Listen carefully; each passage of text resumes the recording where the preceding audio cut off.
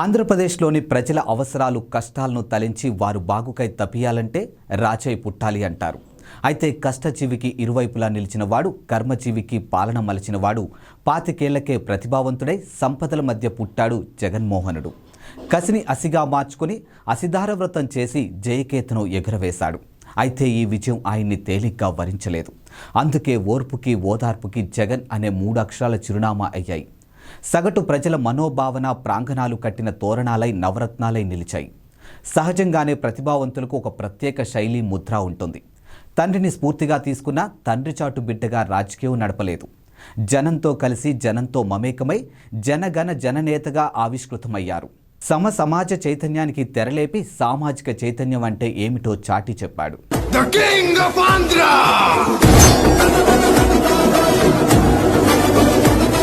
సేద్యంతో నిర్మించుకున్న ఈ ప్రజా ప్రభుత్వాన్ని కాపాడుకోవడం అందరి విధి.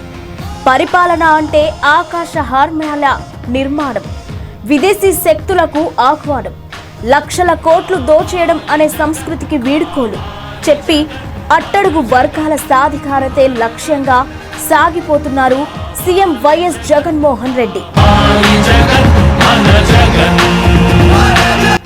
అయితే ఈ ప్రయాణం పూల పాన్పు కాదు. ఎన్నో అవరోధాలు, సవాళ్లు ఉన్నాయి.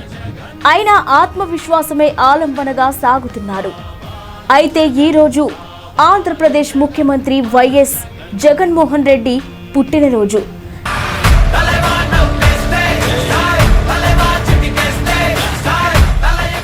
తమ ప్రియతమ నేత సీఎం జగన్ పుట్టినరోజు వేడుకలను వైసీపీ నేతలు, కార్యకర్తలు, అభిమానులు రాష్ట్ర వ్యాప్తంగా ఘనంగా నిర్వహిస్తున్నారు. ఇప్పటికే రాష్ట్రంలో అనేక ప్రాంతాల్లో రక్తదాన శిబిరాలను ఏర్పాటు చేశారు.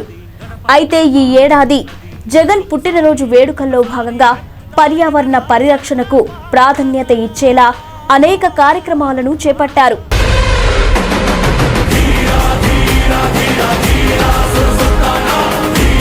జగన్ ఆంధ్రప్రదేశ్లోని కడప జిల్లా జమ్మలమడుగులో దివంగత ఉమ్మడి ఏపీ ముఖ్యమంత్రి వైఎస్ రాజశేఖర్ రెడ్డి, వైఎస్ విజయమ్మ దంపతులకు జన్మించారు.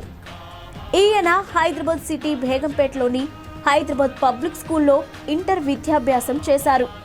అయితే 2004 ఎన్నికల సమయంలో జగన్ కడప జిల్లాలోని భారత జాతీయ కాంగ్రెస్ పార్టీకి ప్రచారం చేయడం ద్వారా తన రాజకీయ ప్రస్థానాన్ని ప్రారంభించారు. ఆ విధంగానే 2009 కడపలో లోక్సభ నియోజకవర్గం నుండి కాంగ్రెస్ తరపున పార్లమెంటు సభ్యునిగా ఎన్నికయ్యారు.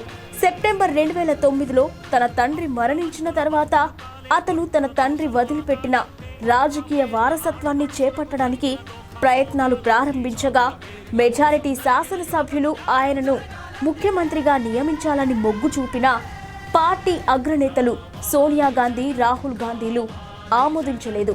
కాగా తన తండ్రి మరణించిన 6 నెలల తర్వాత అతను ముందుగా వాగ్దానం చేసినట్లుగా తన తండ్రి మరణ వార్తను విని ఆత్మహత్య, అనారోగ్యంతో బాధపడుతున్న వారి కుటుంబాలను కలుసుకోవడానికి ఓదార్పు యాత్ర ప్రారంభించారు.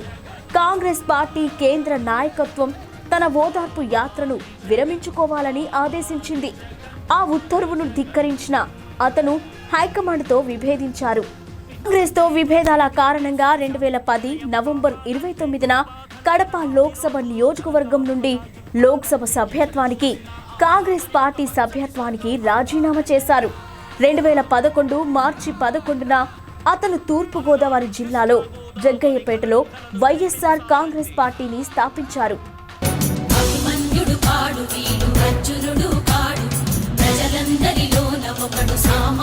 ఇక 2014 ప్రత్యేక ఆంధ్ర సార్వత్రిక ఎన్నికలలో తన రాజకీయ ప్రత్యర్థి చంద్రబాబు తెలుగుదేశం పార్టీ చేతిలో అతి స్వల్ప ఓట్ల శాతంతో పరాజయం పొంది ప్రతిపక్ష నేతగా అసెంబ్లీలోకి అడుగుపెట్టారు జగన్. అసెంబ్లీలో ప్రతిపక్ష నాయకుడిగా, వైఎస్ఆర్ కాంగ్రెస్ పార్టీ అధ్యక్షుడిగా అతను తన 3000 కిలోమీటర్ల పాదయాత్రను ప్రజా సంకల్ప యాత్ర అనే పేరుతో ప్రారంభించి 2017 నాటికి ఏపీకి రావాలి జగన్, కావాలి జగన్ అనే నినాదాన్ని రూపొందించారు.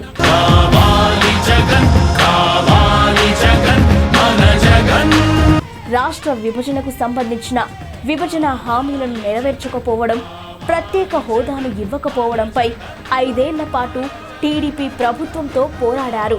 అనంతరం 2019 సార్వత్రిక ఎన్నికల్లో 175 శాసనసభ స్థానాలకు గాను వైఎస్ఆర్ కాంగ్రెస్ పార్టీ 151 స్థానాలు రికార్డు స్థాయిలో గెలిచి విభజిత ఆంధ్రప్రదేశ్ రెండో ముఖ్యమంత్రిగా వైఎస్ జగన్ ఎన్నికయ్యారు.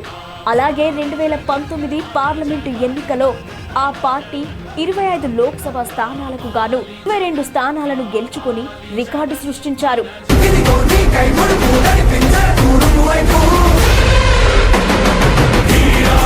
ఏపీ సీఎం జగన్ పుట్టినరోజు సందర్భంగా వైసీపీ నేతలు, కార్యకర్తలు, అభిమానులు జగన్కు వినూత్న రీతిలో శుభాకాంక్షలు తెలిపేందుకు రకరకాల ప్రయత్నాలు చేస్తూ ఉన్నారు. ఈ నేపథ్యంలోనే పేద, బడుగు, బలహీన వర్గాలకు జగన్ అండగా నిలుస్తున్నటువంటి థీమ్తో రూపొందించినటువంటి ఒక ఎలివేషన్ ఫోటో సోషల్ మీడియాలో వైరల్గానూ మారింది. పిల్లలు మొదలు వృద్ధుల వరకు అందరి మధ్యలో జగన్ కూర్చొని ఉన్న ఫోటో ట్రెండ్ అవుతోంది. ఈ నేపథ్యంలోనే సీఎం జగన్ పుట్టినరోజుకు సందర్భంగా విద్యార్థులకు గిఫ్ట్లు ప్రదానం చేయనున్నారు. అల్లూరి సీతారామరాజు జిల్లా చింతపల్లిలో పర్యటించనున్నారు. 8వ తరగతి చదువుతున్నటువంటి 4,34,185 మంది విద్యార్థులకు 620 కోట్ల వ్యయంతో బైజూస్ ఫ్రీ లోడెడ్ కంటెంట్తో కూడినటువంటి ట్యాబ్లు ఉచితంగా పంపిణీ ప్రారంభించనున్నారు. ఇక చింతపల్లిలో ఈ కార్యక్రమంలో సీఎం పాల్గొంటారు.